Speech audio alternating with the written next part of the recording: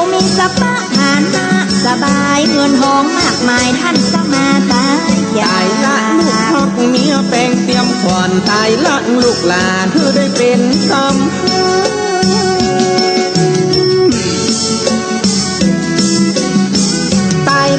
ที่นอนมุ้งมอนเสื้อผ้ามุ้ยเล่มมีผ้าที่เคยยุกกำละเพื่อนละกุงผู้อุ้มจ่าตับมาตายละวัดเคยไปกินไปตานเหลือกะขี้มือเคยถือเคยทำละให้ลูกหลานได้หันบ่อย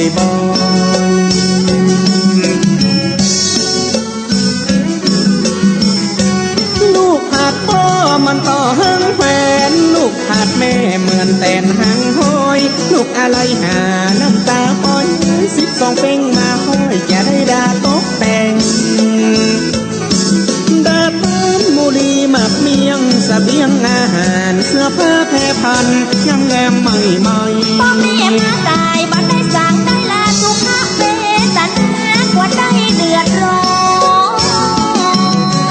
นวางจิตวางใจอารมณ์ได้น้องคนบันบุกกลางหูห้องบันได้โป่งได้ปันอย่ามาเป็นคนได้มืดมนสติลูกขออโหสิที่ผิดการกระทำกรรมแม่กรรมทำฆ่าทำฟันผิดพ่อเดียงแม่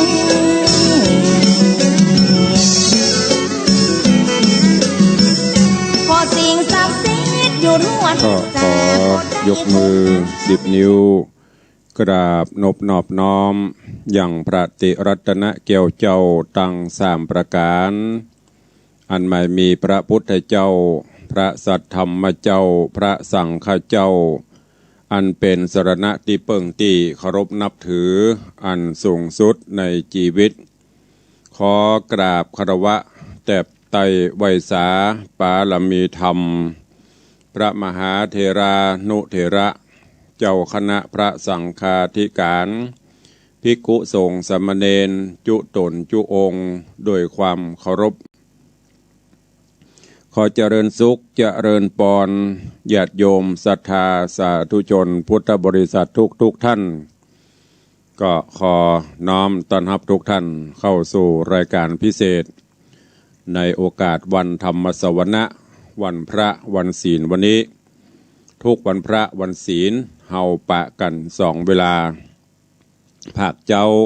เป็นฟังรายการมรดกธรรมกำเมืองภาคปกติส่วนในภาคบ่ายตั้งแต่เวลาบ่ายโมงปลายไปถึงบ่าย3 โมงเป็นภาครายการวันธรรมสวนะวันพระวันศีลวันนี้ต้องขอน้อมกราบถวายการต้อนรับครูบาอาจารย์พระเจ้าพระสงฆ์และเจริญปอนต้อนรับสาธุชนญาติโยมทุกท่านเข้าสู่รายการพิเศษวันธรรมสวนะโดยการมาฟังฟังธรรมะ ฟังเทศน์ฟังธรรมร่วมกันไหว้พระสวดมนต์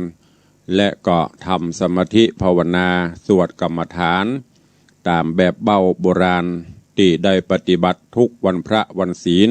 ของล้านนาไทยเฮาก่อนอื่น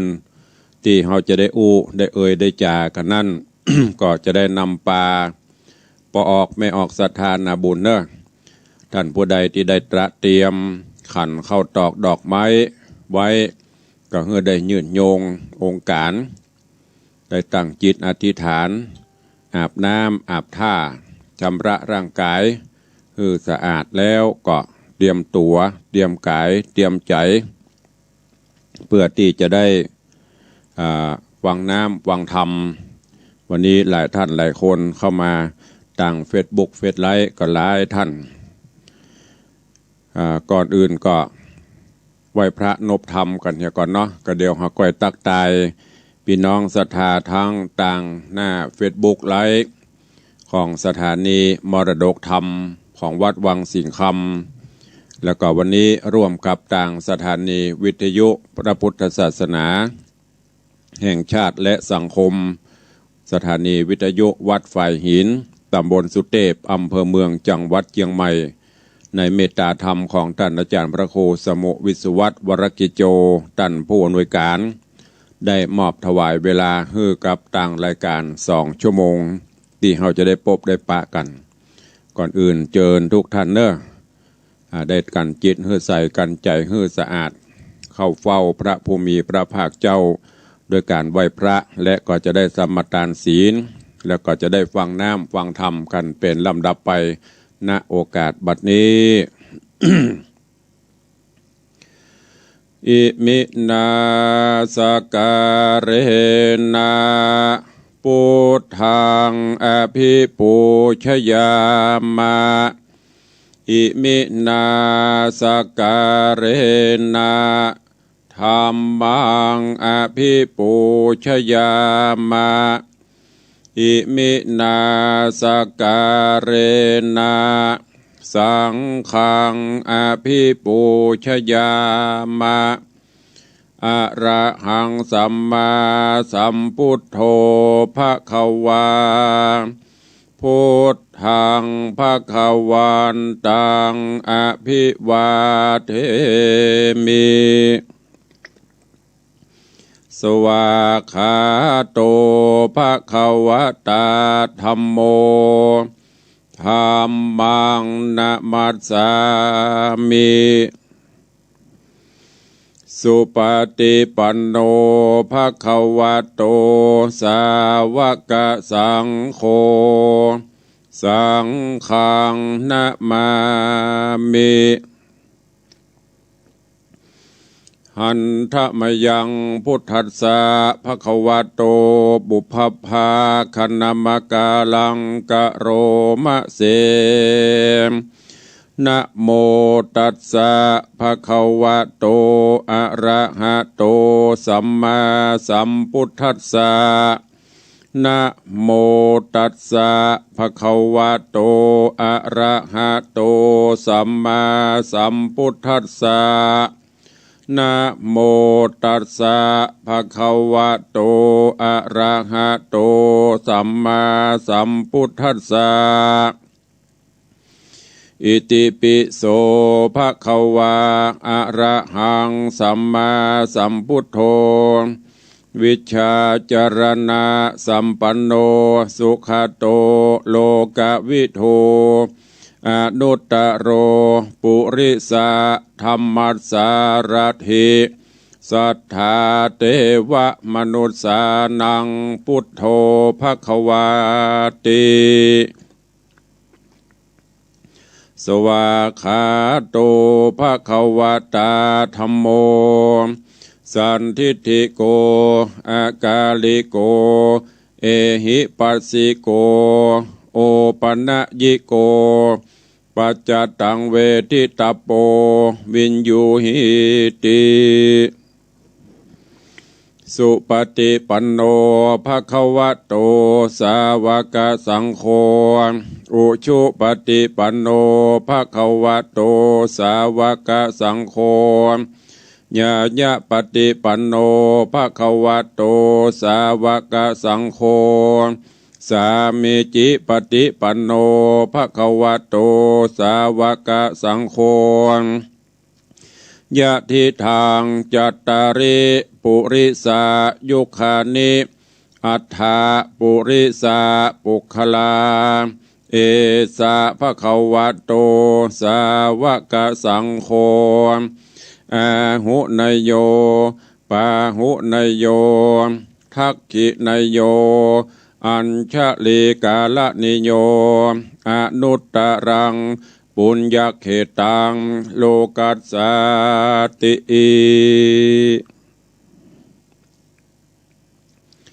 ได้ไหวพระนบธรรมตอนนี้ไปเชิญทุกท่านเนอะสมทานศีลวันนี้ฮับศีลกันหลายเตื้อหน่อยแต่เจ้าก็ฮือไปตะกี้รายการหลวงป่อตำพระครูอาทรวัดหนองตองหลวงป่อก็ฮือศีลไปมาถึงประเดี๋ยวรายการพิเศษวันธรรมสวนะเขาก็ฮับศีลกันแถมครั้งหนึ่งมันฮับแล้วก็จะไปเอาปละไปขวางเนอะฮับแล้วก็เอาไปประพฤติปฏิบัติตรวจสอบชำระศีลของตัวเก่าให้บริสุทธิ์เสมอณโอกาสบัดนี้ นะโมตัสสะภะคะวะโตอะระหะโตสัมมาสัมพุทธัสสะนะโมตัสสะภะคะวะโตอะระหะโตสัมมาสัมพุทธัสสะนะโมตัสสะภะคะวะโตอะระหะโตสัมมาสัมพุทธัสสะพุทธังสรณังกัจฉามิธัมมังสรณังคัจฉามิสังฆังสรณังกัจฉามิตุติยัมปิพุทธังสรณังกัจฉามิตุติยัมปิธัมมังสรณังกัจฉามิตุติยัมปิสังฆังสรณังคัจฉามิตติยัมปิพุทธังสรณังคัจฉามิตติยัมปิธัมมังสรณังคัจฉามิตติยัมปิสังฆังสรณังคัจฉามิปานาติปาตาเวระมณีสิกขาปตังสมาติญามิอาทินนาตานาเวระมณีสิกขาปตังสมาติญามิกาเมสุมิจฉาจาราเวระมณีสิกขาปตังสมาติญามิมุสาวาทาเวระมณีสิกขาปตังสมาติญามิสุราเมรยะมัชฌะปมาทัฏฐานาเวระมณีสิกขาปตังสมาติญามิอิมานิปัญจสิกขาปตานิสีเลนะสุขติงยันติสีเลนะโภคะสัมปทาสีเลนะนิพุติงยันติตัสสมาสีลังวิโสทะเย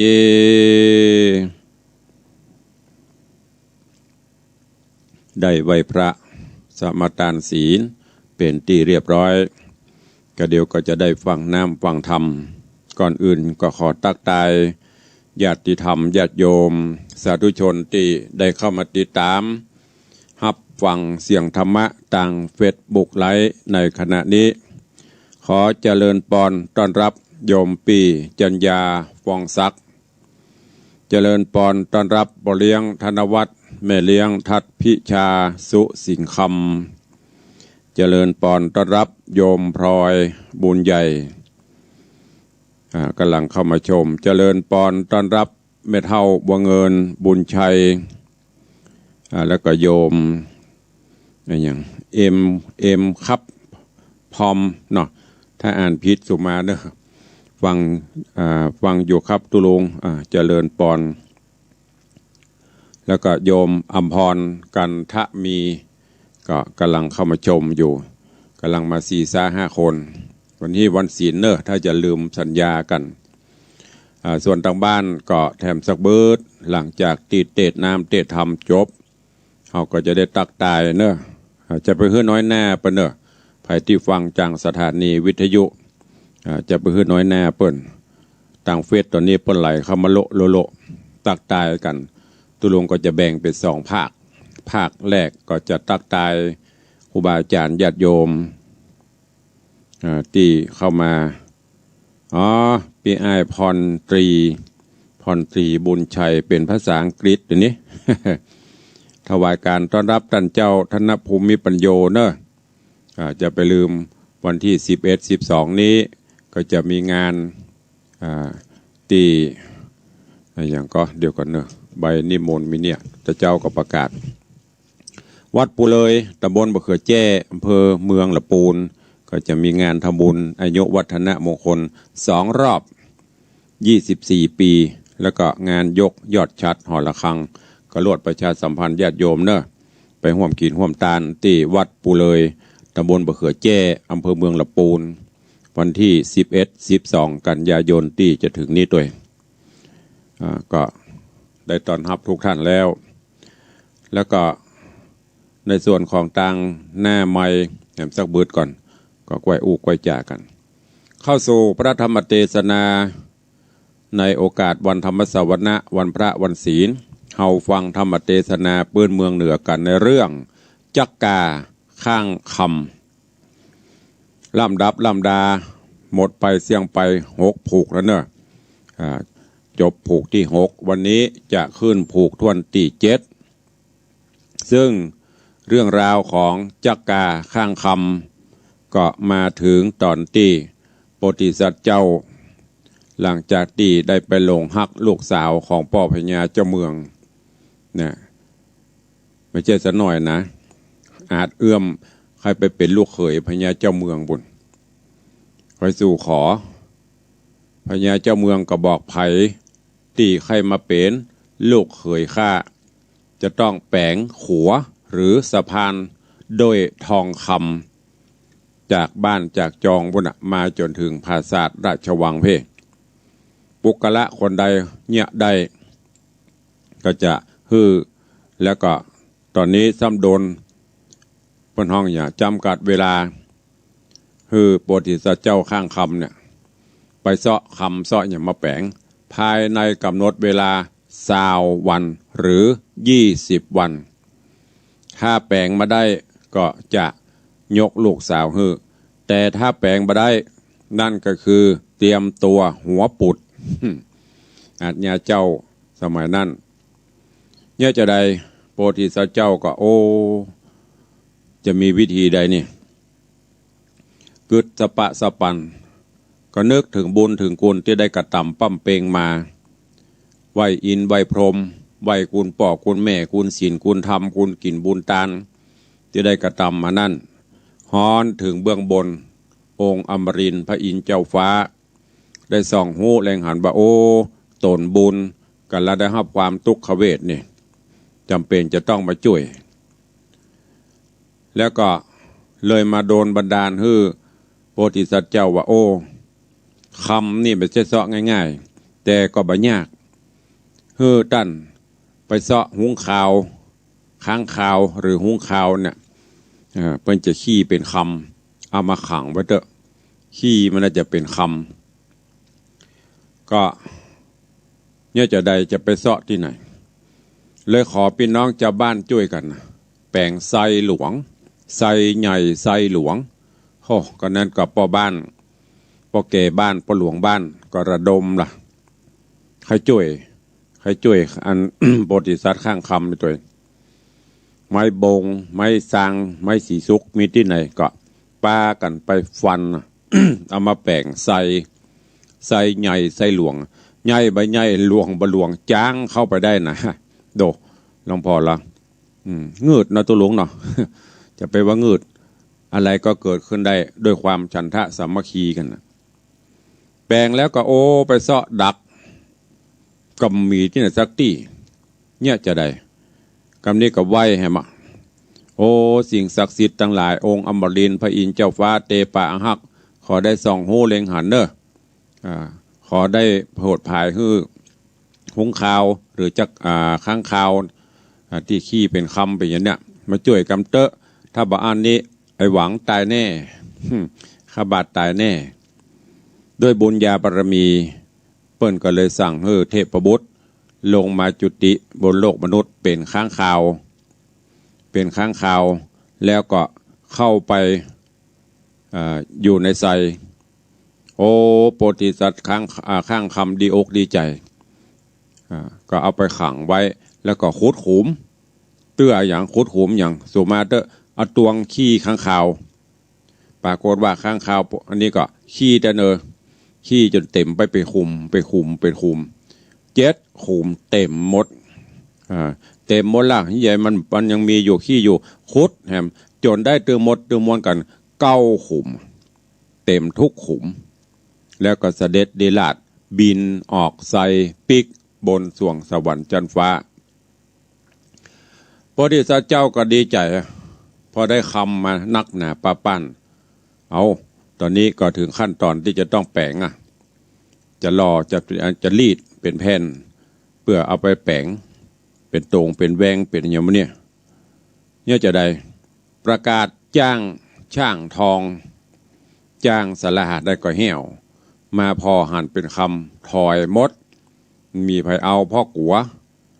ว่าของนิ่มจะของต่ำนี่ของสูง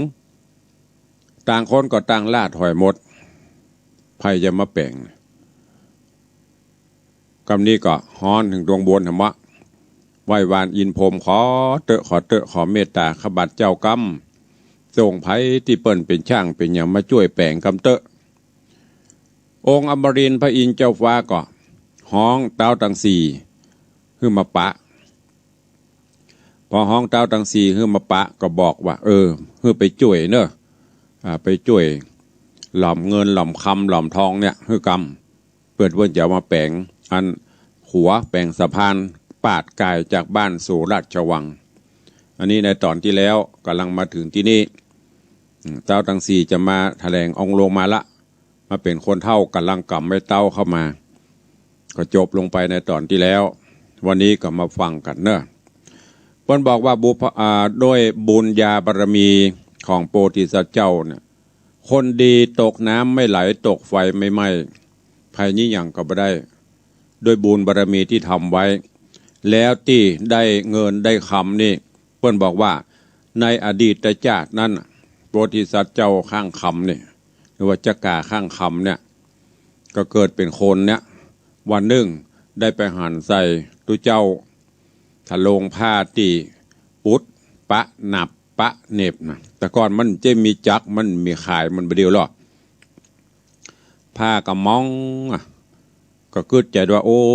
จะไปเสาะผ้ามาเอามาเย็บมาย้อมแล้วก็ทำเป็นจีวรทำเป็นผ้าไตรไปถวายกึดแล้วก็ไปเสาะหาจนได้มาครบเอามาตัดเย็บย้อมเอาซักทำเป็นผ้าจีวรเอาไปถวายคือตุเจ้าตัวนั้นเปิ้นกับปั้นปอนฮือศีลฮือปอนขอฮือสมกรรมกรรมภาธนาเด้อความทุกข์ความโจรจะได้บังเกิดยามใดมีความทุกข์มาก็ขอให้แกล้วกราดปลอดภัยไปเปิ้นอวยปอนฮืออันเนี้ยโดยบุญบารมีที่ได้ถวายผ้าจีวรผ้าไตรแก่ตุเจ้ามาจัดนี้สมกรรมกรรมภาธนาใครได้คำก็ได้ใครได้อย่างก็ได้อันนี้ปเลี้ยงธนวัฒน์แม่เลี้ยงทัดพิชาซื้อมาตาลให้ตุลุงปโตโตนุ่งปมตันนะตอนแต่ว่ามันซื้อกับไม้แหมชุนยังได้ใจแต่นะอันนี้เพิ่งจะถวายเดือน12 เปงก่อนเนี่ยบุญบารมีแล้วก็แหมอย่างหนึ่งเพิ่นทำบุญสุนทานทำไปทีละเล็กละน้อยตามกำลังที่มีอยู่โดยบรอบางคนนี่รอฮื้อร่ำฮื้อโรยรอฮื้อมีสตางค์นักรอฮื้อมีความพร้อม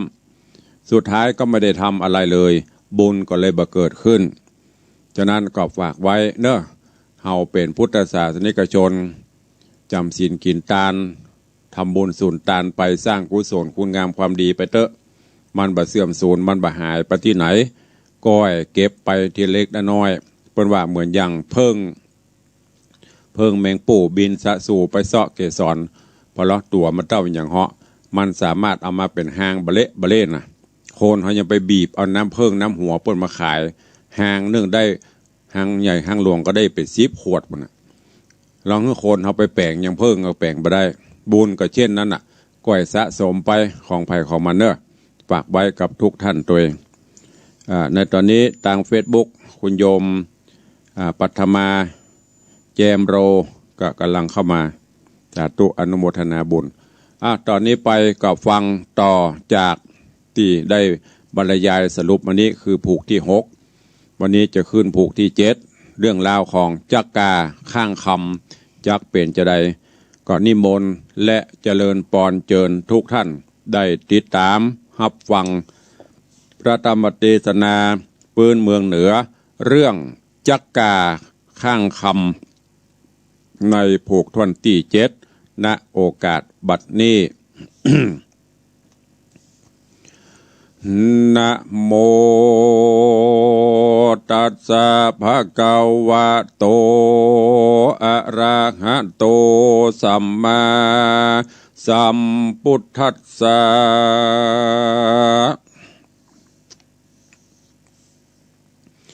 ตะตา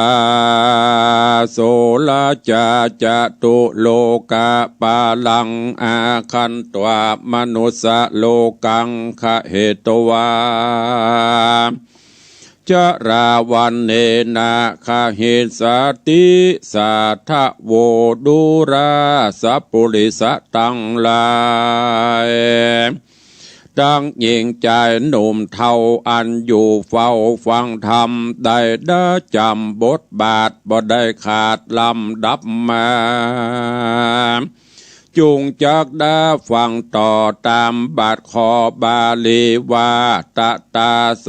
ลาจาดังนี้เป็นตนติดสืบตนตัวไปบัดนี้แดเตอะตะตา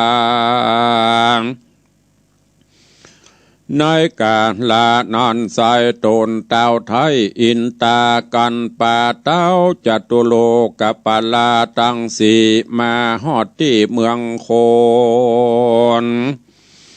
ก็ปากันทะแหล่งตนบ่เศร้าเป็นคนเฒ่าแก่จะลาเนี้ยหูตาบ่แจงแล้วเนี้ยแสงขาขอเตียวหลังก่อไปสู่ยางที่อยู่ตูบน้อยดาขาดย้อยเฟื่อนไหวที่นอจอมไตยังจอดกันไปรอดก็จะทำว่าดูราเจ้าใจลำหนุ่มเนาอันว่าลุงตั้งห้านี้สายทุกยากไรเครื่องขี่เข้าของหนีกันอยากเมาทุกยากมาจูขออินดูฝ่ายอ่างใดฮับยังกระทำการได้อาหารเข้าน้ำเสื้อผ้าพรำตามมีหนอมุนีหยอดซ้อยคือไอ้บ่าวน้อยข้างจาหันคนจะราตังแห่มาอยู่สองแน่จาวานขอกระทำการดังอ่านก็เกิดที่สันข้านิ่งในต่อโดยพญาไว้แห่งตนก็หัวว่าเต้าเมืองบนบุญกว่าอ่างแสงขอฮับจ้างไข่ปันนอจอมทันกลิ่นกูเถิงจากหูหลายหลากก็แสงเอ่ยปากว่าฮาตีว่าอาการข้ามีมากเท่ากันว่าลุงเจ้าจักกระตำเกิดหล่อยังคำฮือเป็นแผ่นฮือใส่วะแวนดูงามเปื้อแป่งขัวจามนั้นใส่ลุงจากเนี้ยใดสันใดจะเลือที่นั้นพญาอินตาตนวิเศษอันกระเปดลงมาได้ยินขี่ญากล่าวถอยก็ถามเจ้ายอดซอยจอมตายว่ากองคำมิตรในนั้นโสดมีกี่ตื้อโกดกองกันลุงใครหันลำตีล้านจุงจี้ฮือพอเตอนาคือหันต่อตาต้นนอตัดสะปนยอดซอยก็กล่าวถอยไข่ปันว่าการลุงใครหันนั้นเราจูงไต่เต้าไปสู่ยังที่อยู่หิมขุมจักหันคำอันสูมบอดได้เก้าขุมได้เป็นตราหนอพุทธากล่าวแล้วเต้าตนแก้วเมืองสวรรค์ ก็ผายผันไปสู่ยังที่อยู่ขุมคำก็หันคำแนะนำของโกดเรือเรืองแต่โสดงามดีมีแสงมีแสงสีวะวาบแผ่สลาบต่อตาโตนอินตาตาราชก็โอกาสไขกรรมว่าดูราเจ้าขุนทำหนอแก้วลุงหันแล้วเสียงควายยังคุมคำใหญ่สุมการขอไข่ปันบอกเล่าว่าวันพวกเจ้าใส่สีลุงจักมาตีวะแว่นเธอเป็นแผ่นคำแดงเป็นขัวก้าแปลงกายหอดเวียงแก้วยอดเนระปานได้สุขสำราญคำเจ้าและนาลานเฮปนาติวะเสกันรอดวันลุนแจงแล้วเต้าตนแก้วอินตาก็ปาเต้าจตุโลกปาลาทั้งสี่อันกลับเป็ดอันกราบเป็ดที่เป็นคนเท่ารีบไต่เต่ามาสู่ยังที่อยู่เกหาที่ไอ้ข้างจานดอดเนาเปื่อจักหล่อเบ้าตีคำดังไข่กำแต่ไทยอันนาเอาเสาวางไว้กลางผามเอาคำลายลามเข้าใส่ในหม้อใหญ่บัดเดียวสูบเสาเร็วแต่เจ้าตะลาบต่อเต้าลงแหลงก้อนคำแดงก่อนในเต็มหม้อใหญ่เรื่องเป็นคำเหลืองวะวาดก็มีแหละนาเตจะนาติดนันคนตั้งหลายใหญ่น้อยก็ไหลหลังถอยมาดูเข้ามาจูจิมไกลก็หันคำมอใหญ่หลายลามอ่านเรื่องงาม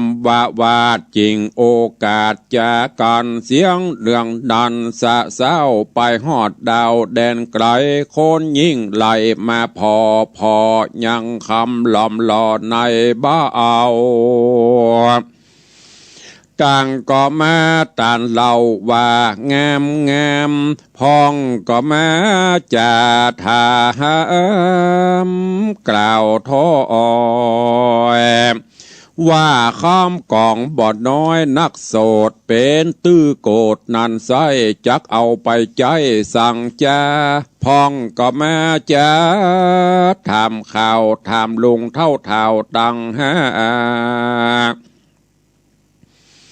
ว่าบอกเกยหันแน่นาดำลุงจักเอาคำนักโสดไปใจประโยชน์อันใด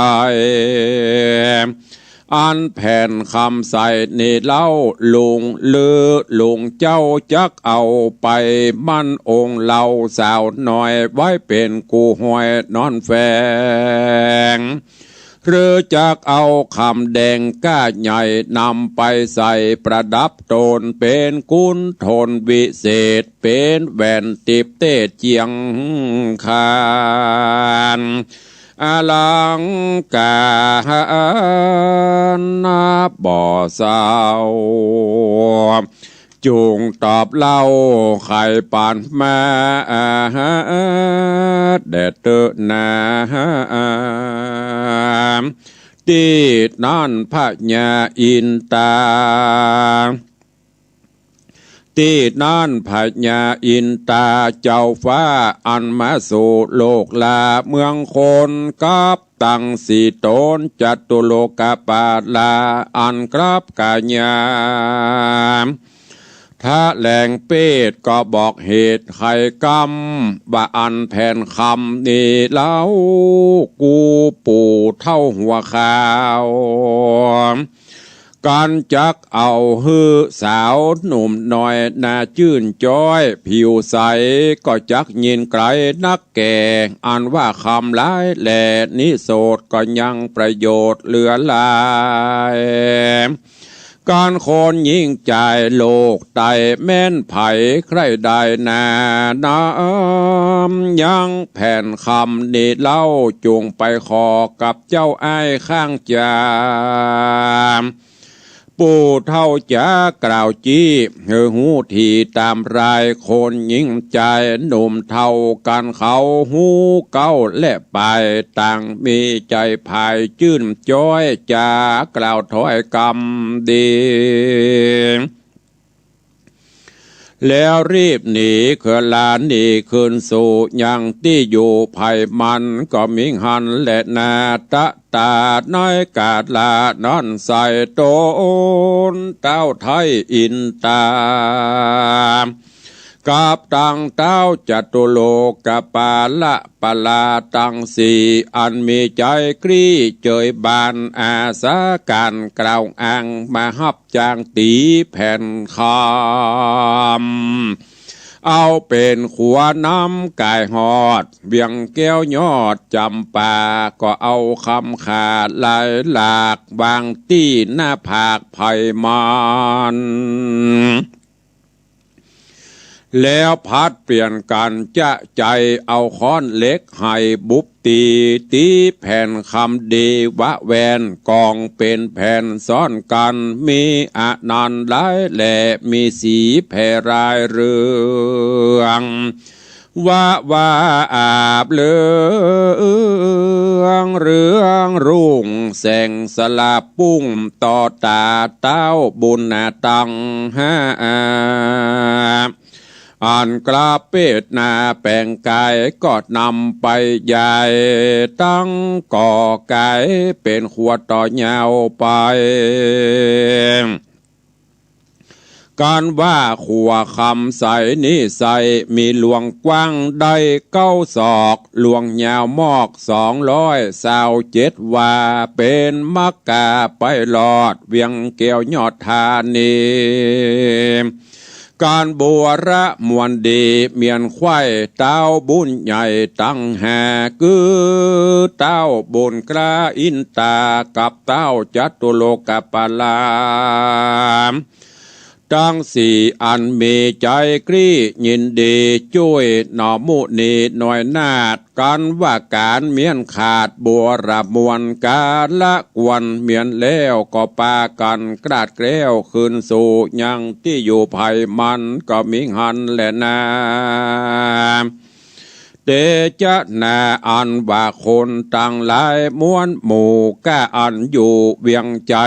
กาหันขัวคำใสว่าวาดบรรณาจาดรายเรืองต่างนันเนืองสะเศร้าไปจุดาวเมืองหลวงคนปันปวงใหญ่น้อยต่างก็ไหลหลังถอยมาจูเปื่อพอดูยังขัวคำต่างไข่กำกล่าวอูว่าบ่เคยหูและหานบุญดีอาศจรรย์หลายแหล่หรือจักเป็นแต่บุญใดอันสร้างไว้ในจาดก่อนบุญบ่ผ่อนช่วยกำเฮือได้ล่วงล้ำเครื่องขีเฮือได้สวดสเดจื้อเอิญจอ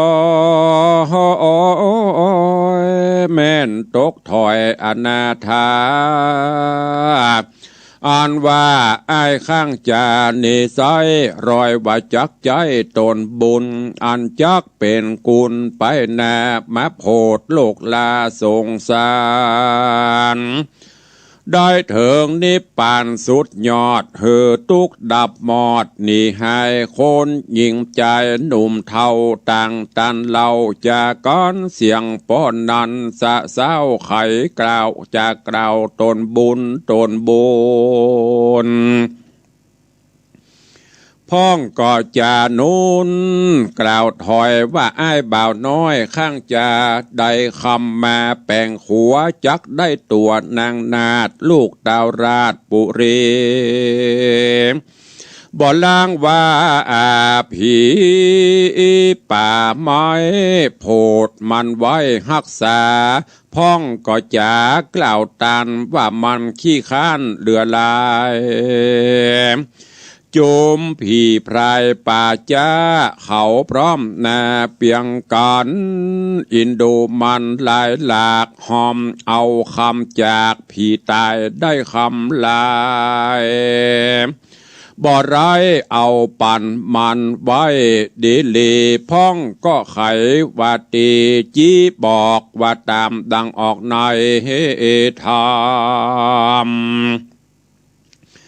ว่าจูมเงินคำมวลหมู่กันไหลหลังมาสู่คนใดทำนั้นไขว่าไว้เกือหากมาได้สองต่างหนึ่งวางมันการบ่เอ็นยานขี่คร้านบ่สะตานการใดเงินคำใสย่อมหาดใดบ่ยากไรเครื่องขีแถมในยาดึงมีจีบ่อนว่าปางเมื่อก่อนจัดแล้วบอกกราดแกวเสียบนฮือตานูนบอกขาดบอกประมาทเสียสิน เป็นอาจินเกิดฮอดบ่ละตอดต่างทำกองได้ดำมนเศร้าบ่เอาเข้าหาตัวเกิดใจกลัวตั้งบาปอันกระยาบนากันเกิดมาจะนี้เถิงกำจีจากลากได้ตุกหญ้าเครื่องขีดังนอมุนีหน่อยหน้าตุกบอกขาดอนาถาขอตานมาเลี้ยงใส่บุญสร้างไว้ปังหลังมาปะปังช่วยกำเฮือหลวงล้ำเครื่องขีได้เป็นดีผาเสดก้อนคำเกิดหลวงลายเอามาแปลงขวายยายไปสู่ยังที่อยู่ปุรีจากได้นางบุญมีหนอดเนาลูกเต้าเจ้าจำปาลูกดาวเจ้าจำปาและนาอันวาหนอปุธาเนสายการพอใกล้ทีก็ดูเป็นตี้ผางหายพอขวาซ้ายเป็นเบอร์บ้าพอต่างหน้าตามะมาบอ้าปากงาปุ่นกวพอตั้งหัวก็มาเป็นจ้อกันจักพอตั้งหลังบ่มีสั่งหลังแอนมีหางกวัดแกว่งไปมาส่วนนางลาจาธิดาหนอดลางามใจจ้าดังสาวสวรรค์อยู่หอจันภาษาดวิบากปาดต่อตำเวนกรรมนำมาหอดจักได้นอนกอดข้ามเจ้ากับไอ้นอนเนาข้างจาปูนดีขุนนาดนางหน่อยนาดได้ผัวประหลาดกับตนว่าจักเป็นคนก็บ่ใจเป็นดังจักกาเตไซดีเลเจ้าปุเรตัวดาวเล่ากันสะเศร้าเนืองนันก็มีหันและนาตะตาน้อยกาดละนอนใส่กันเต้าไทยเมืองโบนตั้งแห่โตโหนนาผ่องเพวมาช่วยแป่งขัวแล้วกายหอดเวียงแก้วยอดหอใจเศษนาดในหนุ่มเทาอำมาตย์เก้าโยธาก็ปะกันมามวลหมู่พร้อมหน้าอยู่หอคำ ย่อมือต่ำก้มกล่าวไหวเต้าเจ้าปุลีแล้วไขวัดตีบอกกล่าวว่าข้าเดชท่านเต้าผาปาลามบัดนี้นาอ้ายน้อยอันตุกต่ำก้อยสุวรรณะข้างคำได้แปลงขัวคำกายหอดถึงภาสัตยอดเสาเดียวแสงเป็นเปียวส่องจองไปหลอดห้องแดนไกลดังกำไข่เต้าไทยจากกล่าวไว้เดิมตีจากเนี้ยสันได้ดีนั่นเล่าขอเต้าเจ้าหอจานได้ไข่ป้อนกล่าวถอยผู้ขาน้อยลายหลามจักกระตำกามกู้เจือดังไฟเอือใจหมายและนาตีนาพญาจำปาผู้ท้าเอาฟังอำบาดเก้าปุจชาจักไข่จาโอกาสก็ถอยวาดเป็นกะทาวากุมารุปัสสันตังสุวรรณโสปริปุณนังดังนี้ว่าดูลาเสนาเฮยและอมาตย์ปุโรหิตาจารย์อาจารย์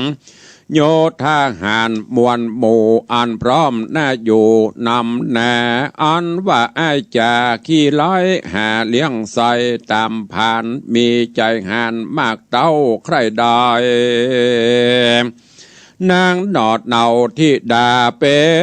นปริญญากู้หอยมากล่าวถอยกับเฮาเกิดเบาปากหม้อบ่เกิดต่อไปแนวบ่สืบสาวเฮือแม่นก็รีบเล่นไข่กำว่าเฮือหาคำก้อนใหญ่แปลงขัวไตใสสีจากปุรีมาสู่ติอยู่เฮือนมันผีในปันจ้วยกำฮือคำมากล้ำนานาม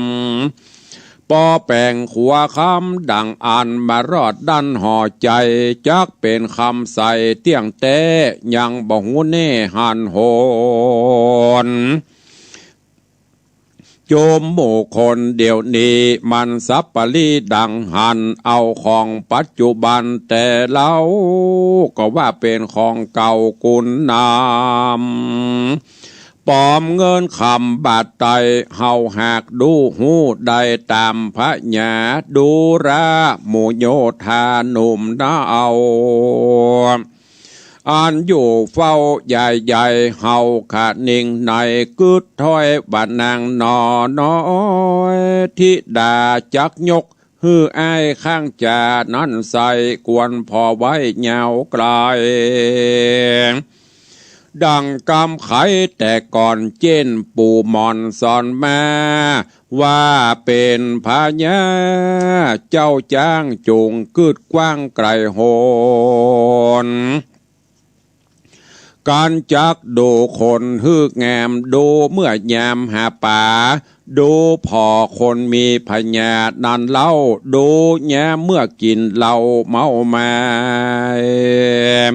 ดูมิตรสหายฮือดูแน่จักซื้อผ้าฮือดูเนื้อฮือไฟเอือไปยาวอย่าฟังเป่าด่วนสันกึดที่สันปิดจารณาจักเอาคนมาห่วมห้องฮือดูพี่น้องบงใหญ่จักหันใส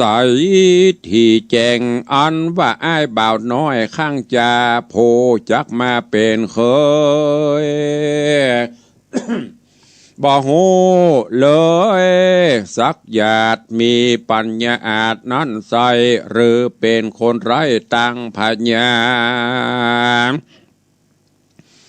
เต้าจำปาโยดอาจกึดถอยวาดหลายประการก็มีว่าอันและนาว่าอันตี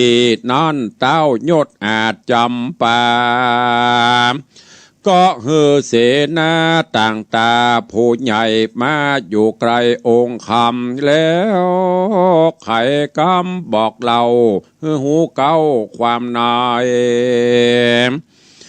ว่าสู้จุงไปกล่าวถอยฮือไอ้ถอยข้างจามาสู่พังกะภาษาดเพื่อฮือหูอาจหันดีปัญญามีหลายแหล่จักฮือมันเก้จะไขอำมาตย์ใบบ่จ้าไว้เจ้าฟ้าหอคำ สองตีนตำไว้วาดจากภาษาหอจันรีบพายพันไปสู่ยังที่อยู่ตูบน้อยขาขาดย้อยเปปังบ้านหนอพุทธังบุญเกล่าเจ้าหนอดลาข้างคำหันอำมาตตำมาสู่ยังที่อยู่เฮือนตนก็รีบเรลนใบไก่ยกมือไว้จะทำเป็นกำงามบอดเศร้าว่าดูรา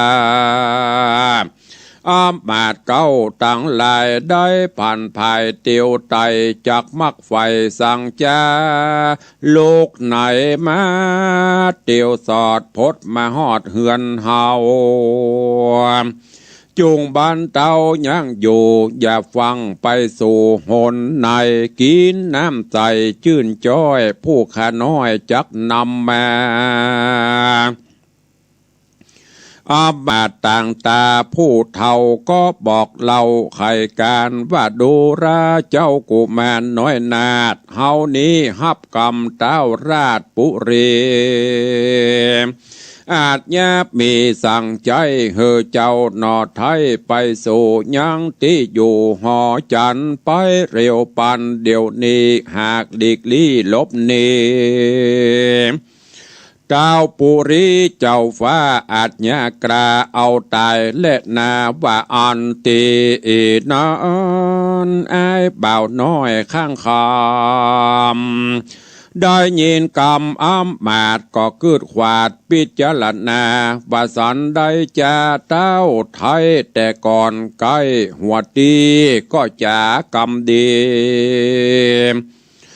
ต่อตาว่าฮือข้าหาคำแปลงขัวนนำไข่แก้วบ้านนี้ขัวก็แล้วบวชละมวนสมเปิงกวนขาดน้อยได้เอาได้นางยอดซอยปทุมมาสันได้จะดาวราชฮืออำมาตย์นำไปสู่เวียงใจแถมเหล่าตีนันอำมาตย์เก้าต่างตาก็ไขจากล่าวถอยว่าดูลาไอ้บ่าวน้อยข้างคำเมืองอย่าน้ำเนินจะจุงรีบกว่าภายพันฮือไปตันก่อนเตี้ยงหากบีดเบี่ยงไกลกลาก่อนตาโอโกธาโคตรไม่จากป่าหือได้มองผ่านอำมาตย์หานก่าวแล้วเจ้าหนอแก้วหนอข้างจ้าก็ไข่ขี้ยากล่าวแก่บอกฮือแม่สายใจว่าลูกจักไปเตะต้องแดนเขตห้องปุรีเหตุเต้าหากผู้มียศอาจฮืออำมาตย์ป่าไปนางเข็นใจผู้เป็นแม่ได้ยินกำแผ่ลูกน้อยได้ยินก็ยินตามก้อยมองขีดน้ำตามมีอาบนาทุกโศกกราเครื่องกานางก็มาจะโอกาสว่าดูราเจ้าน้อยนาดบุญนาเป็นคำสั่งจะตอบสายได้ตกให้หลายเหลือหลายแลกเต้าก็หมายกล่าวจี้ว่าฮือลูกนี้แปลงขัวคำจักฮือนางนำลูกน้อยมาเป็นกู้ห้อยเตวีลูกแปลงขัวคำดีเมียนแล้วสังบ่เอาลูกแก้วเป็นเคย ดาวสั่งว่าเลยละตอดบ่เกิดฮอดกำจ๋าฮืออ้ำมาดมาตัวไตเอาลูกนอไทยไปปาน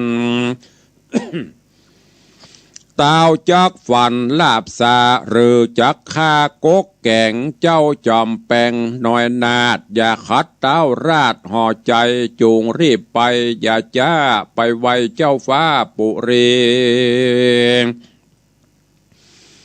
นางเครื่องขีนาดไทยร้องล่ำให้เจ็ดน้ำตาริร่ำจากล่าวถอยมีบ่อน้อยหลายประการก็มีแลนาตาตาในกาละนันเล่าอำมาดเก่าต่างตาก็กำแขนไอ้ข้างจาออกจากลาละพรากเหือนโตนรีบเตียวหนดันกว่าเข้าสู่ป่าลอมคาเตียวตั้งมาจะใจเกิงวันได้เป็นหมายก็พันภายฮอดสู่ยังที่อยู่เวียงใจโพดขึ้นไปภาษาที่เต้าราชหอกคำอำมาจำกลมกล่าวไว้เต้าเจ้าปุรีก็มีหันและนานิธิตังขีญาสั่งวันนาวิเศษจากห้องเหตุสุวรรณจักกาข้างคำผูกทวนเจ็ดยังไปเสร็จเมียนจอดปังเจ้ายอดพุทธาไปสู่ปาลาเบียงกวางไว้เจ้าจางปุรีจักให้ดีไปนะอดอยู่ท่าฟังไปผูกหน้าไข่จากหูและหน้านิติตาก็บังโกมสมฤทธิ์สเดชจบปริปุณนังไปแถม1 ตอน 1 ผูกจักกาข้างคำผูกทวนตี7จบปริปุณนังไปก็ค้างแหมหลายผูกอยู่เนอะก็ให้ติดตามฟังกันไป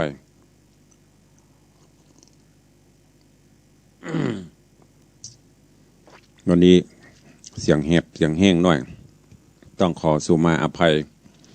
น้ำบรรนาวเสียงไปหลายแก้วละก็ก้อยฟังในผูกในตอนที่8ก็จะได้ก้อยร่ำรับร่ำดาไปในตอนนี้โพธิสัตว์เจ้าจักกาข้างคำประสบความสำเร็จแต่ไม่เสร็จเป็นได้ทุลุงประสบความสำเร็จแต่บ่เสร็จเพราะอาจญาเจ้าพญา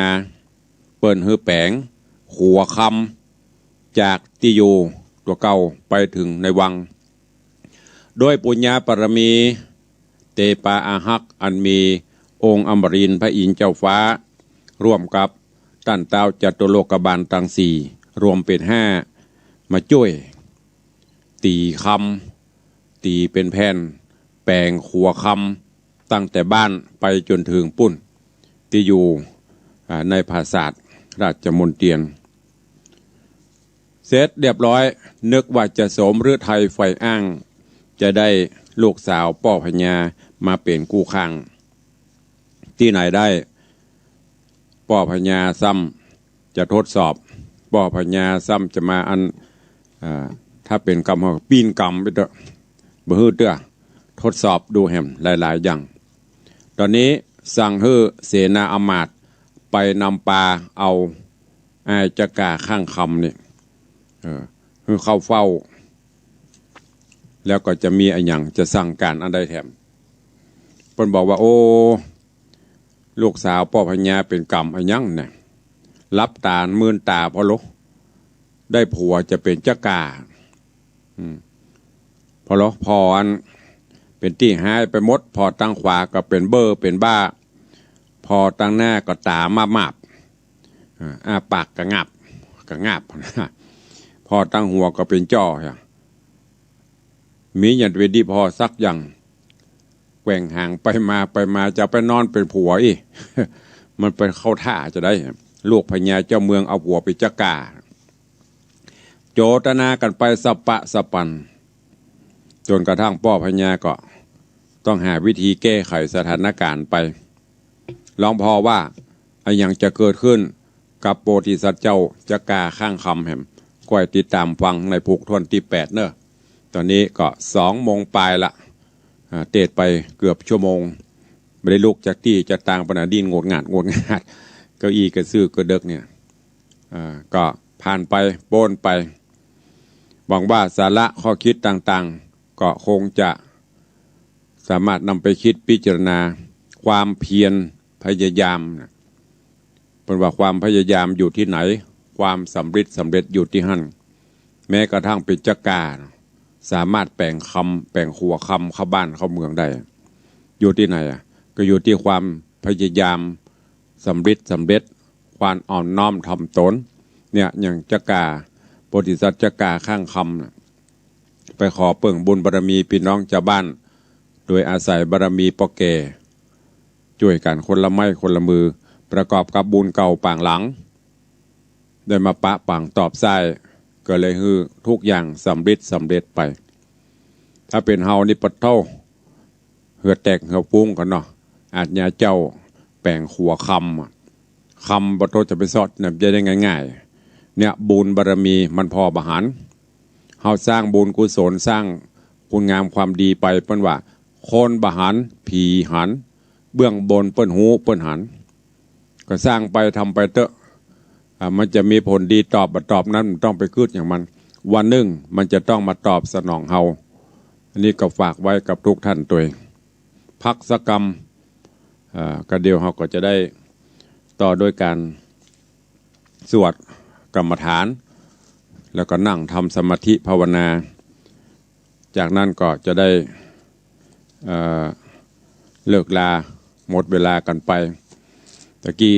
ต่างวัดอย่างกวงโทรติดตามตัวไปไม่ได้เตื้อมันโทรด่วนจีลงไปติดตามไปอย่างเพื่อจะไปเปิดบัญชีฝากเงินวัดแห่งใหม่ก็เลยรอก่อนเดี๋ยววันพุธก็ว่ากัน ไอขลงเดี๋ยวนะเมตตาสุมาเดี๋ยวนะตั้งเตื้อภาพกิริยาเรียบร้อย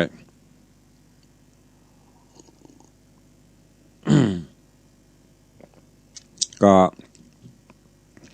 ตักตายกันหน้าไม้ก่อนตักตายหน้าไม้ตักตายตังเฟสแล้วก็เดี๋ยวก็ก้อยสวดกรรมฐานก็เสร็จเรียบร้อยก็จะได้รวดอันล่ำลากันกับญาติโยมศรัทธาตอนนี้ก็รอสักกรรมเดียวปรับเครื่องก็เดี๋ยวเนอะเสาะหาอันนี้เดียวตอนนี้ก็ตาเป็นมุงมัง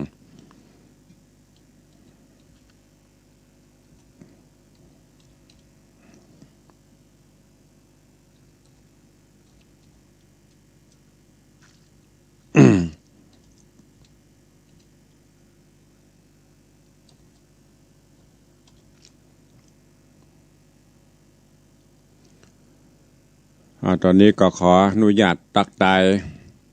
ตั้งหน้าใหม่ก็มีโยมสุจินโดยสุเทพ สุจินโดยสุเทพโยมทัดพิชาสุสิงคำโยมแม่ครูเด่นทองจันทีมาลูนเนาะเกือบประดันก็เข้ามาหันตะกี้แวบๆเผื่อแม่ครูก็จะแม่ครูเข้ามากันเดียวก็จบพอดีตันได้ฟังวันเด้อแล้วก็มีคุณโยมทองคำทิบงคำคุณโยมนวลศิริหินเขียวโยม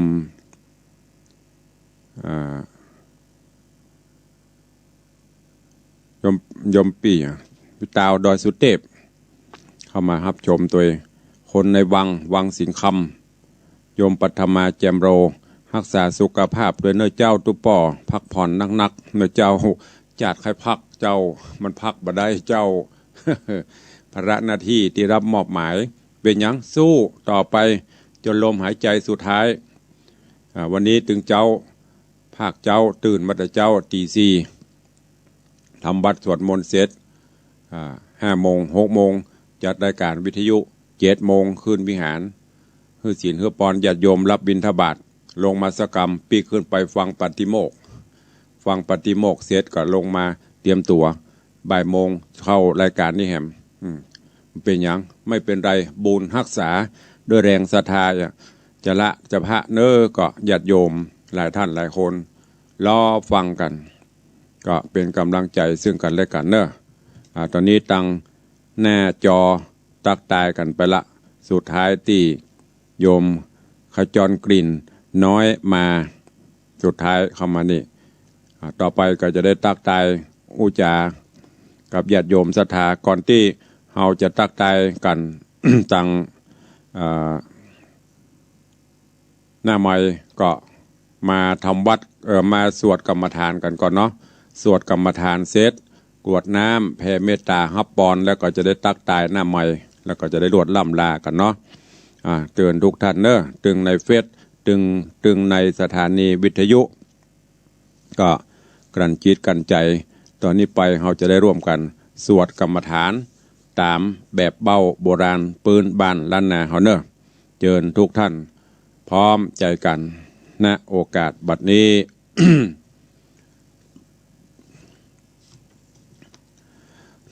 นะโมตัสสะภะคะวะโตอะระหะโตสัมมาสัมพุทธัสสะนะโมตัสสะภะคะวะโตอะระหะโตสัมมาสัมพุทธัสสะนะโมตัสสะภะคะวะโตอะระหะโตสัมมาสัมพุทธัสสะพุทธังสรณังคัจฉามิธัมมังสรณังคัจฉามิสังฆังสรณังคัจฉามิตุติยัมปิพุทธังสรณังคัจฉามิตุติยัมปิธัมมังสรณังคัจฉามิตุติยัมปิสังฆังสรณังคัจฉามิตติยัมปิพุทธังสรณังคัจฉามิตติยัมปิธัมมังสรณังคัจฉามิตติยัมปิสังฆังสรณังคัจฉามิพุทธังจีวิตังยาวะนิพพานังสรณังคัจฉามิธัมมังชีวิตังยาวะนิพพานังสรณังคัจฉามิสังฆังชีวิตังยาวะนิพพานังสรณังคัจฉามินะโมพุทธายะนะโมธัมมายะนะโมสังฆายะอัปปะมาโนพุทโธอัปปะมาโนธัมโมอัปปะมาโนสังโฆพุทโธเมนะโธธัมโมเมนะโธสังโฆเมนะโธกัมมัตทานังเมนาทังกัมมัฏฐานะตะญากาจาลิโยเมนาโถ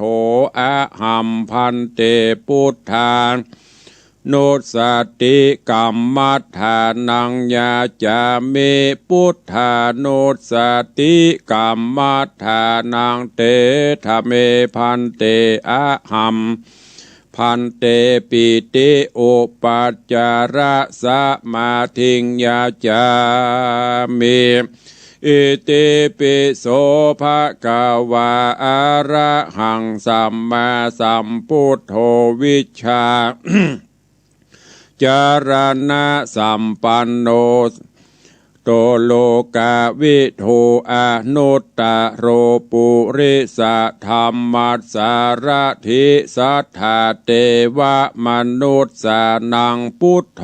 ภควาติสวากขาโตภควตาธัมโม สันติติโกอากาลิโกเอหิปัสสิโกโอปานะยิโกปัจจัตตังเวทิตาโปวินยูหิติสุปฏิปันโนภะคะวะโตสาวกสังโฆโอโชปฏิปันโนภะคะวะโตสาวกสังโฆยายะปฏิปันโน ภะคะวะโตสาวกสังโฆสามิจิปฏิปันโนภะคะวะโตสาวกสังโฆยะทิทังจัตตาริปุริสยุคานิอัฏฐปุริสะปุคคลาเอสะภะคะวะโตสาวกสังโฆอะหุนยโยปะหุนยโย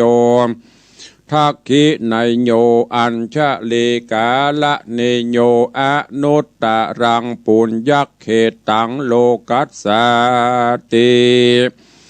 อัตถิอิมัสสะมิงกาเยเกสาโลมานะคาตันตาตะโจมังสังนะหารุอัตถิอันทิมินจังวักกังหะตะยัง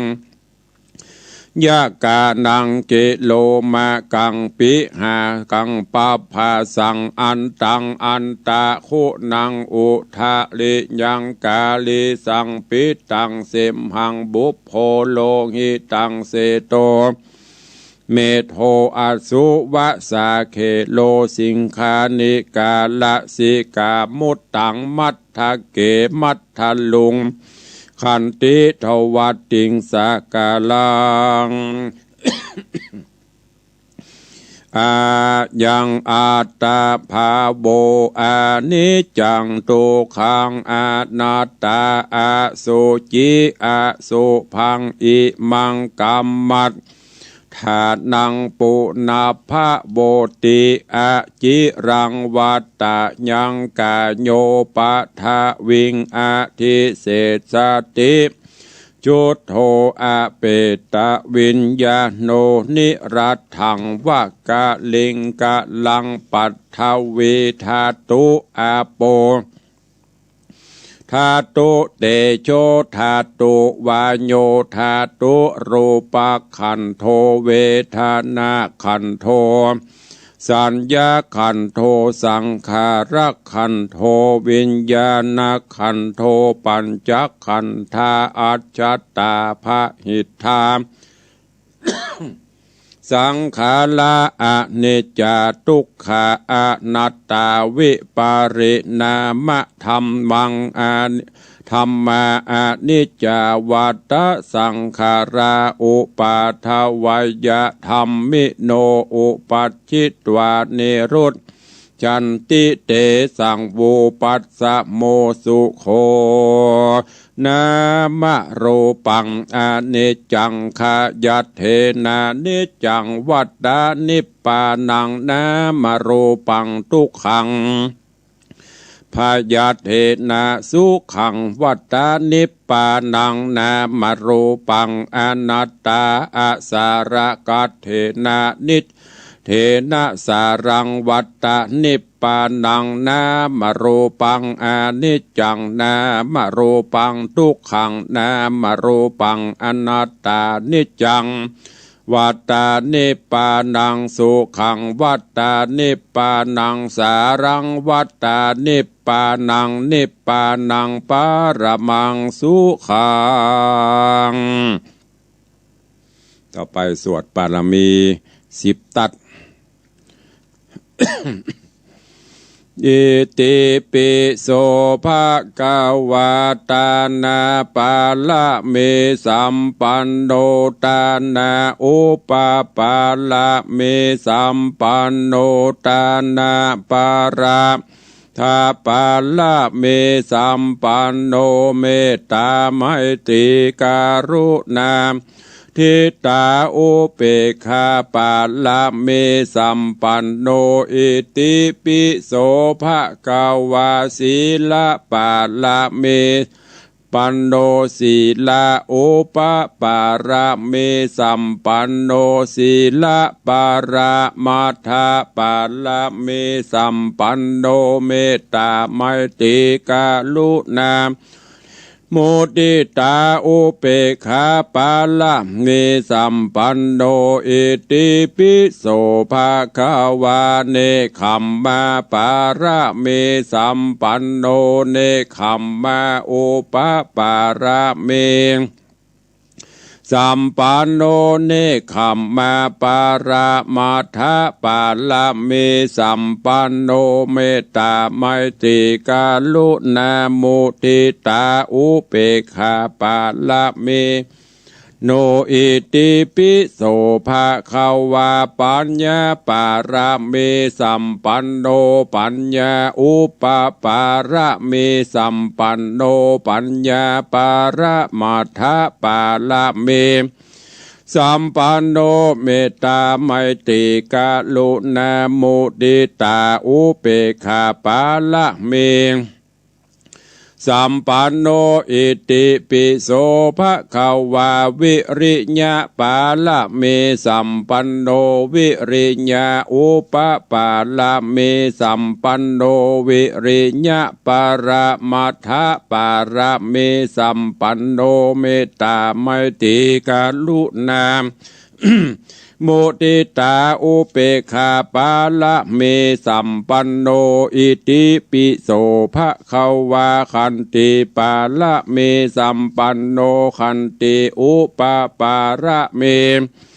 สัมปันโนคันติปาระมัทธปาระเมสัมปันโนเมตตาไมตรีกรุณามุทิตาอุเปกขาปาละเมสัมปันโนอิติปิโสภะคะวาสัจจะปาระเมสัมปันโน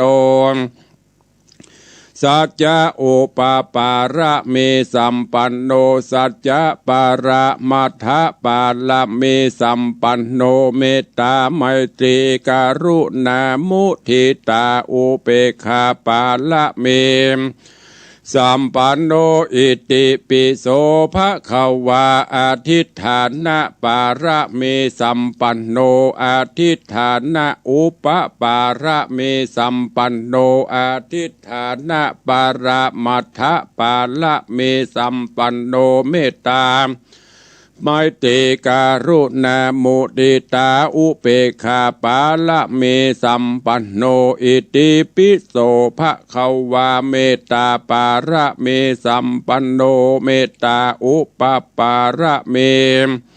สัมปันโนเมตตาปาระมัทธปาระเมสัมปันโนไมตรีเมตตากรุณามุทิตาอุเปกขาปาระเมสัมปันโนอิติปิโสภะคะวาอุเปกขาปาละเมสัมปันโนอุเปกขาอุปปาระเมสัมปันโนอุเปกขาปาระมัทธปาระเมสัมปันโนเมตตาไมตรีกรุณามุทิตาอุเปกขาปาละเมสัมปันโนอิติปิโสภะคะวาทัสสะปาละเมสัมปันโนทัสสะอุปปาระเมสัมปันโนทัสสะปาระมัทธปาระเมสัมปันโนเมตตาไมตรีกรุณามุทิตาอุเปกขาปาละเมสัมปันโนอิติปิโสภะคะวาพุทโธพุทโธอนันตาทิคุโนวัตโสภะคะวาอิติปิ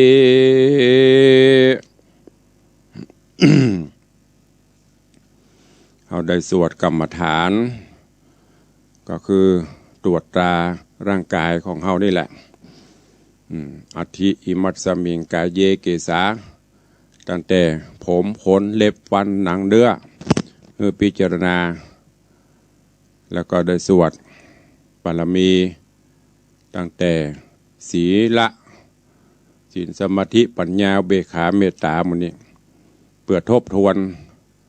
ศีลสมาธิปัญญาของเราจบลงไป ตอนนี้ไปก็เชิญทุกท่านสงบกายสงบวาจา ตั้งจิตตั้งใจคือเป็นสมาธิเพื่อที่จะได้ทำจิตใจคือเบิกบานแจ่มใสตั้งจิตตั้งใจนั่งตัวคือตรงดำรงสติคือมันแล้วก็หายใจเข้าออกคือยาวๆจะใจที่เขาได้ปฏิบัติกันมาก็ดี บางพ่องก็อาจจะใจ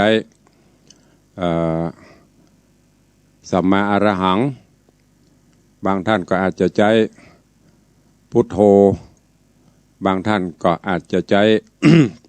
ยุบหนอปองหนออันนี้ก็สุดแล้วแต่ที่จะใจเนอะใครจะใจอันใดก็ได้หายใจเข้าออกให้ลึกๆหายใจยาวๆตั้งจิตตั้งใจพอตัวเก่าพอควรแก่กาลและเวลา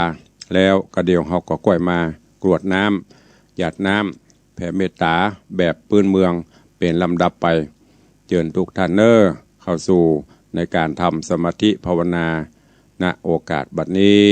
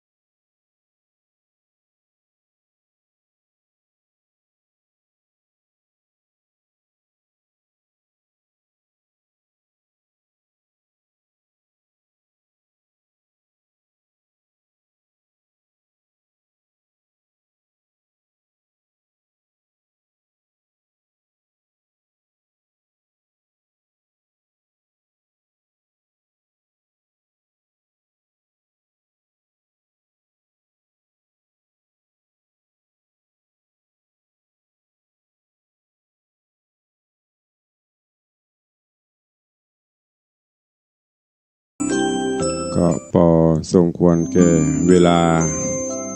เชิญทุกท่านถอนสมาธิเดี๋ยวจะได้ร่วมกันกรวดน้ำแผ่เมตตาแบบปืนบ้านด้านนาเฮาตามลำดับไปใครมีน้ำก็เตรียมกรวดน้ำเด้ออุทิศกัลปนผลคือกับบรรพชนพอเกิดไม่เกิดเจ้ากรรมนายเวรแผ่เมตตากรวดน้ำแบบปืนเมืองเฮาณโอกาสบัดนี้ อิตังตา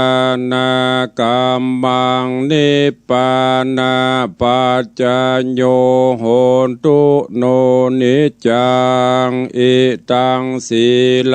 กรรมังนิปปานาปัจจโยโหตุโน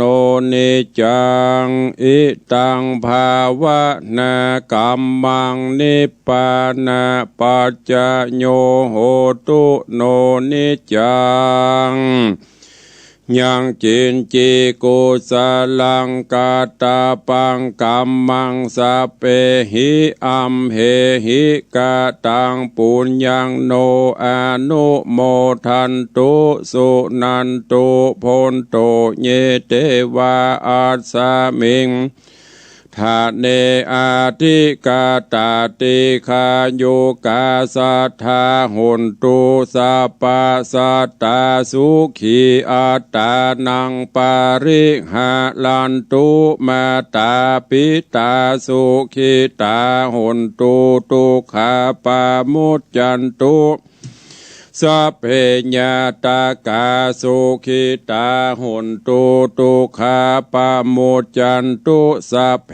อะญาตากาสุขิตาหุนตุตุขาปามุจจันตุสัพเพปิสาสัพเพยักขาสัพเพเปตาสุขิตาหุนตุตุขาปามุจจันตุสัพเพนักขัตตาสุขิตาหุนตุตุขาปามุจจันตุสัพเพเทวาสุขิตาโหนตุตุขาปามุจจันตุสัพเพอจาลิยุปัจฉยาสุขิตาโหนตุตุขาปามุจจันตุสัพพะสัมปติโยสัมมิชันตุโวพุทโธมังกาลสัมพุทโธสัมพุทโธติปาทุตตโมพุทธมังกาลมาคัมมะสัพพะทุกขาปามุจจเลธัมโมมังคลาสัมพุทโธกัมปิโลตุตัสโสอนุงธัมมะมังกาลมาคัมมะสัพพะพยามปามุจจเลสังโฆมังกาลสัมพุทโธทักขิไนโยอนุตตโรสังฆมังคลมากัมมะสัพพะโลกาปามุจจเล กาเยนะวาจาญะวาเจตสาวาพุทเทกุกัมมังปะกะตังมะยายังพุทโธปฏิกันหันตุอาชยันตังกาลันตะเลสังวริตุงวาพุทเทกาเยนะวาจาญาวาเจตสาวาธัมเมกุกัมมังปะกะตังมะยายังธัมโมปฏิคันหันตุอาชยันตังกาลันตะเลสังวริตุงวะธัมเมกาเยนะวาจายะวาเจตสาวาสังเคกุกัมมังปะกะตังมะยายังสังโฆปฏิคันหัตตุอาจยันตังกาลันตะเลสังวริตุงวะสังเค ก็วันนี้ได้นำศรัทธานาบุญทั้งหลายได้ ฟังพระธรรมเทศนาตั้งแต่ต้นแล้วก็ได้สวดกรรมฐานตามแบบเบาปืนบ้านล้านนาเฮาทุกอย่างกวดน้ำแผ่เมตตาอุทิศกัลปนาผลถึงบรรพชนผู้ล่วงลับดับขันไปตอนนี้ไปตั้งจิตตั้งใจฮับปอนเนอร์ กวดน้ำใจ จ้าภาพกันเทศกันทำกันนี้อันหมายมีโยมพ่อเลี้ยงธนวัฒน์โยมแม่เลี้ยงทัดพิชาสุสิงคำพร้อมด้วยมหาอุบาสกอุบาสิกาทั้งหลายได้ให้ได้หอมดังที่ได้ประกาศรายชื่อและนามมาเนอตั้งอกตั้งใจฮับปอนณโอกาสบัดนี้ ยะถาวาริวหาปุลาปริปุเรนติสาครังเอวะเมวะอิโตตินังเปตานังอุปกัปปติอิชิตังปฏิตังตุมหังคิปะเมวะสมิจตุสัพเพปุเรนตุสังกปาจันโทปนัสโสยถามณิโชติระโสยถาบัดนี้หมายมีเจ้ามุลสัทธายมพ่อเลี้ยงธนวัฒน์แม่เลี้ยงทัดพิชาสุสิงคำพร้อมด้วยครอบครัว ร่วมกันกับพี่น้องญาติธรรมFC แฟนรายการปออกไม่ออกศรัทธาได้ร่วมกันบูชากันเทศกันธรรมกันนี้เพื่อเทศนาในตลอดกลางพรรษานี้บุญกินบุญตานได้กระทำปั่มเปงน้อมอุทิศะไปจุจอดหลอดเถิงเติงตันดวงจิตวิญญาณบรรพชนบรรพบุรุษมาตาปิตาพ่อออกพ่อแม่พี่น้องสัมพันธวงศาญาติสนิทมิตรสหายสุริยตระกูลปีป้าเอาอาปู่ลุงน้าป้าทั้งหลายตลอดจนตักอุทิศะไปหาพ่อเกิดไม่เกิดเทบุตรเทวดาเจ้ากรรมในเวรเจ้าบุญในบุญสรรพสัตว์ทั้งหลายพระภูมิเจ้าที่ผีหอผีเฮือนเตปาฮักเจ้าทั้งหลายเตบุตรเทวดาปกปักรักษากายะสันทานตนตัวปกปักรักษาบรรจองที่อยู่ที่อาศัยไรนากามาเขตประเทศบ้านเมืองเมืองฝ่ายตลอดจนสัมภเวสีเจ้าอรยาตขัดมิตรละเวเหโหนฮ้อนบ่ได้อาบอยากบ่ได้กินขอภายแผ่บุญกินบุญทานนี้ไปจุจอดลอดเถิงเตินตันเขาเจ้าท่านเจ้าทั้งหลายได้โมทนาสาธุบุญกินบุญทานได้โปนที่ญาติได้ภาคที่ทุกเพื่อได้ถึงสุขแล้วขอราธนาคุณพระพุทธเจ้าพระธรรมพระเจ้าพระสังฆเจ้าเตปาฮักเจ้าทั้งหลายได้พิบาลปกห่มปกปักรักษาทุกท่านปอออกไม่ออกศรัทธาครูบาอาจารย์ที่ได้สดับรับฟังพระธรรมเทศนานี้ให้ได้อยู่ดีมีสุขหมดทุกข์หมดโศกหมดโรคหมดภัยปรารถนาสิ่งหนึ่งประการได้เป็นไปโดยชอบตามตำนองครองธรรมได้ใส่สมดั่งกรรมกำผาธนาไปจุงอย่างจุประการนั้นจุงจักมีสัพปีติโยวิจันตุสัพพะโลโกวินาสันตุมาเตภวะตวนตรายโยสุขีตีคายุโกภวะอภิวาทนาสีลิสนิจังวุธาปจายโนจัตตารโอธรรมาวัตันติอายุวันโนสุขังปะลัง ก็เหลือเวลาแถมประมาณ7 นาทีจะเอาไว้ตักตายโอจาภาษาตาใหม่กับทุกท่านวันนี้ขออนุโมทนาขอบคุณกับโยมพ่อเลี้ยงธนวัฒน์แม่เลี้ยงทัดพิชาสุสิงคำเมื่อเจ้าแต่เจ้าได้ฮือสีภริยามหารัตนอุบาสิกาโยมแม่เลี้ยงทัดพิชาได้นำปัจจัยมามอบถวายในการจัดสร้างห้องปลดทุกข์ห้องน้ำห้องสุขาที่บนอาคารชั้น3ศาลาหลวงศาลาบำเพ็ญบุญของวัดจำนวนทั้งหมด 20,000 บาทท้วนบุทิศบุญกุศลคือพ่อแม่พี่น้องญาติโกโหติกาก็ขออนุโมทนากับโยมพ่อเลี้ยงธนวัฒน์แม่เลี้ยงทัดพิชาสุสิงคำณโอกาสนี้ตัวแล้วก็มีผู้ร่วมบุญกุศล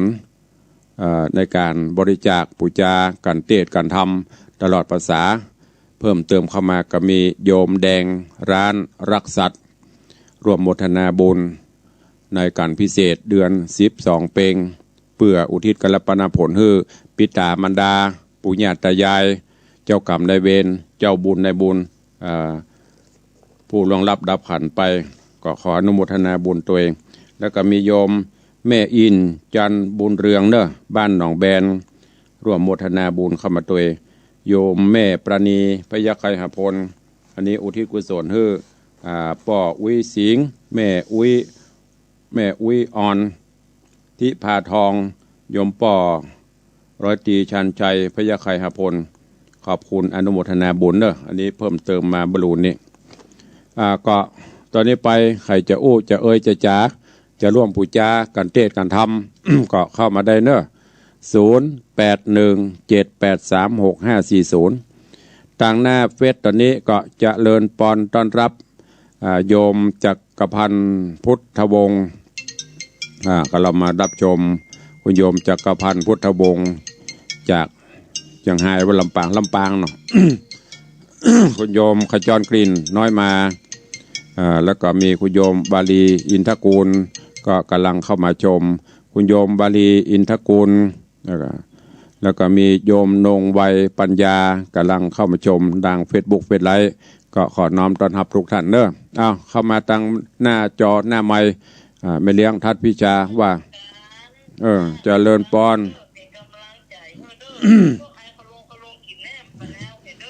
เที่ยวไปโหลพุ่นละสาธุสาธุอนุโมทนาจะสาธุเจริญปอนปอเลี้ยงต่อเลยอยู่คนเอฟซีแฟนคลับที่จะเข้ามาดูมาชมมาสาวผู้คนนะครับเอ็นดูเด้อเนอะจักกาเขาให้จักกาเขาว่าจะได้สาวเนาะโอ้มาโดนพ่อโดนเพิ่งทดสอบขนาดนั่นน่ะกว่าจะได้ใจง่ายๆไม่ใช่เหมือนประเดียวนะเป็นเบ้าคืนนี่ดีก้าเนี่ยเป็นพวกคุณขี่แล้วเบาเลยดีก้าแต่แล้วเอาคำไปแล้วยังหมดเตี้ยดีนั่นน่ะวิริยะความเพียรทดสอบความอดทนอย่า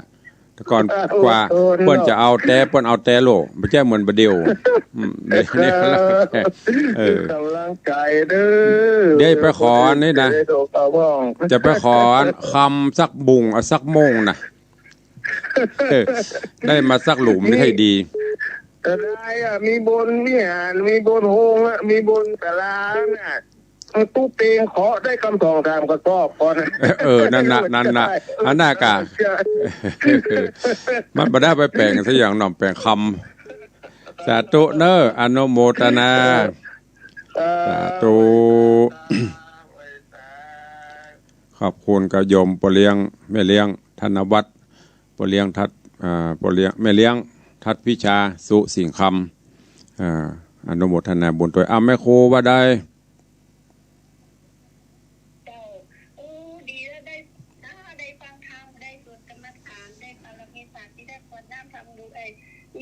เนาะเพราะว่าปีนี้ที่วัดมันได้ฟังธรรมก็เพิ่นจัดมาได้7ศีลแล้วเหรอมาได้ฟังเนาะก็นั่นน่ะจะได้ฟังดีแล้วเหรอเพิ่นประกาศกูก็เพิ่นประกาศกูเจ้าแล้วฟังปุ้งตังเป็นนี่ตีทันตีนี่นะคะนี่จะเต็มอิ่มเลยเจ้าเต็มไปติดไหมอย่างไปติดไหมอย่างวันนี้แบบติดพยายามจะไม่ติดละทุกวันพระบ่ายโมงถึง3 โมงตุลวงนั่งสาธุสาธุอนุโมทนาอนุโมทนาเอาเจริญปอนแม่จันฟองฟังอยู่เจ้า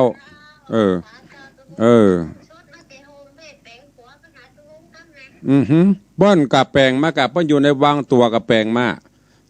อยู่แก่โฮมลำปางทดสอบบารมีแปลงจากลำปางหนาพวกมาสาธุอนุโมทนาเด้อสาธุอนุโมทนาบุญไหว้สาเจ้ากับอนุโมฟังทุกวันศีลเจ้ายมอะไรเอ่ย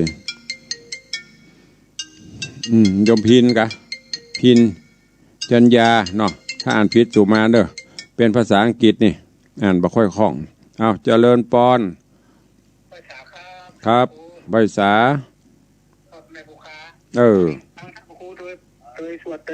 สาธุดีละ อนุโมทนารับรู้กรรมตัวแกระบาดกันเนอะครับผมสาธุอนุโมทนานั่นน่ะอยู่บ้านก็ได้ฟังตัวเจริญปอนเด็กหญิงประณีนี่อิ่มบุญจ้าดีละฟังเทศวัดประคุณหวานพระครูวิจิตรสุตาพรอายุเท่าไหร่วันนี้ฟังเดี๋ยวนี้ฟังวัดสิงห์คำพระครูวิจิตรศิลาพรคล้ายๆกันเลยอิ่มบุญแต่ถ้ากินข้าวแรงเนี่ยวันนี้อิ่มบุญอิ่มกับเจ้าอิ่มบุญแล้วไปกินยังไงมาอันนึงต้องหรออันนึงบุญเปิ้นอิ่มตู้เจ้าเปิ้นยังก็อยู่ที่ข้าวสาธุแยกก่อนดีละอนุโมทนาจ้าสาธุถวายกำลังใจ จ้าแม่ปานีได้สองกันวันนี้ เอาเจริญปอน ไม่สาเจ้า พี่โทจากน้ำรอดจมตรงเจ้าเจ้าจำต้องฟังขึ้นไหนฟังขึ้นด้วยจงศักดิ์เจ้าห้วยตองศักดิ์เปิ้นไทยทิ้งลิงด้วยเนาะเจ้าสาธุทุกวันพระเนาะเจ้าอนุโมทนาสัญญาณชัดดีก่อเจ้าชัดเจนเจ้าสาธุอนุโมทนาเนอโอ้เป็นบัดอันตังวัดห้วยตองศักดิ์เปิ้นลิงสัญญาณไปจอมตองกราบขอบพระคุณครูบาอาจารย์ท่านผู้อำนวยการวัดห้วยตองศักดิ์วันนั้นท่านพระครูสมุวิศวัตบอกกรรมละลืมไปไม่ได้เอ่ยนามเปิ้นเป็นอย่างย้อนหลังเปิ้นลิงสัญญาณทุกวันพระเนี่ยนักเทศเสียงทองนักเทศเสียงทองนั่นน่ะแม่นางบรรนักเทศเสียงทองรูปหล่อ ตุกวิน่ะไปมันเนี้ยบ่ได้กับอันเนี้ยเปิ้นท่าฟังกันเป็นร้อยเป็นพันเนาะเฮาคนเดียวไม่เป็นไรเป็นความสุขแหมแบมได้มาอู้มาจ๋าเอาเวลาเหลือแหม1 นาทีสุดท้าย มีแล้วกัน2 ชั่วโมงนั่งกระเดอะเกอะนี่ไปตะไดกับบ่ได้นี่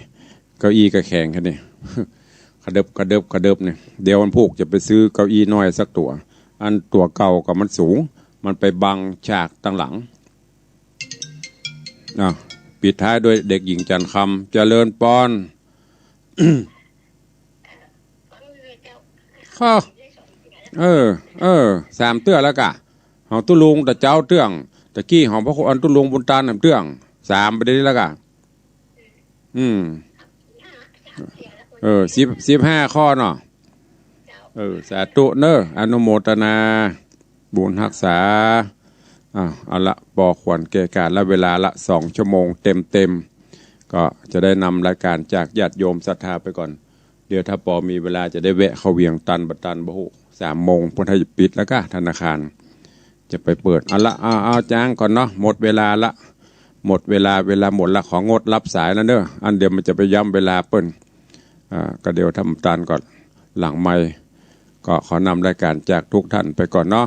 อยู่ดีมีสุขเหมือนกันจุตนจุองจุผู้จุโคเนอร์จัตตาโลธรรมาวัตันติอายุวันโนสุขัง